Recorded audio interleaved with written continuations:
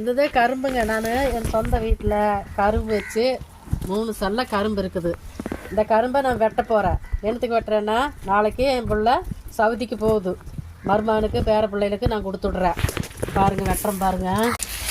அந்த பக்கம் நீங்கள் அந்த பக்கம் இருங்க அந்த பக்கம் இன்னும் அண்ணா கீழே போட்டு நான் அங்கே தள்ளி போட்டியா? இல்லை வராதப்பா வராது கீழே தள்ளி போட்டியா? அவ்வளோதான். அப்புறம் நானும் சவுதிக்கு இந்த கரும்பு கொடுத்துட்டு போகிறேன். பாருங்கள், 3 சல்ல எப்படி இருக்குதுங்க பார்த்தீங்களா? சொந்தமாக மருந்து அடிக்காத காய், மருந்து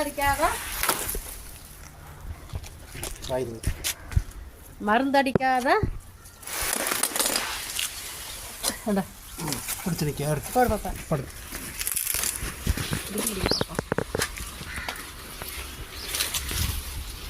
அச்சி எடுத்து பிடிக்கலாமா? பார்த்தீங்களா, மருந்து அடிக்காத கரும்பு வீட்டில் நான் உண்டாக்கி என் குழந்தைகளுக்கு நான் கொடுத்துட போகிறேன் சவுதிக்கு. என் மருமகனுக்கு நாளைக்கு கிளம்புறாங்க. நாளைக்கு காலையில் போனால் நாளைக்கு நைட்டு போயிடுவாங்க. சவுதியில் போயிட்டு போயிடுவாங்க. பாருங்கள் எப்படி இருக்குதுன்னு. கரும்பு பார்த்தீங்களா எப்படி இருக்குதுன்னு? நல்லா இருக்குதுங்களா? மருந்து அடிக்காத கரும்பு.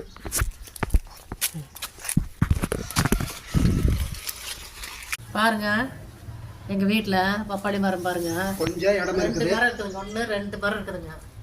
2 மரம் இருக்குதுங்க. அதில் இருந்ததுங்க காய்ங்க. நான் பாருங்கள், குழந்தைகளுக்கு சவுதிக்கு கொடுத்து விடணுங்க, பேரன் பேத்திகளுக்கு. அப்புறம் மருமகன் அங்கே தான் இருக்குதுங்க. மகன் வந்து 3 மாதம் ஆச்சு, குழந்தை பிறக்கிறதுக்கு வந்துச்சு பையன். இப்போ நான் போக போகிறாங்க, ஊருக்கு போக போகிறாங்க நாளைக்கு காலையில். அவங்க கொண்டு போய் சாப்பிட்றதுக்கு வேண்டிட்டு நான் இது கொடுத்து விட்ற பாருங்க. பப்பாளி பழம் பார்த்தீங்களா? நல்லா பார்த்தீங்களா? இந்த பாருங்க, பெட்டியில் வச்சு பார்சல் பண்ணுங்குது. அப்புறம் பார்த்தீங்களா, மாம்பழம், மாங்காய் இது பழுக்கலிங்க. மாங்காய் பார்த்தீங்களா, மரம்னா பூ எடுத்துக்குது. பார்த்தீங்களா பூ பார்த்தீங்களா? மாமரத்தில் அது சீசன் வரும்போது நல்ல இதாகிருக்குங்க. இப்போ வந்து ஒரு 3-4 காய் தான் இருந்தது. அதில் நான் இப்போ 6 காய் பிடுங்கிட்டேன். 6 காய் பிடுங்கி இப்போ கொடுத்து விட போகிறேன் பிள்ளைகளுக்கு.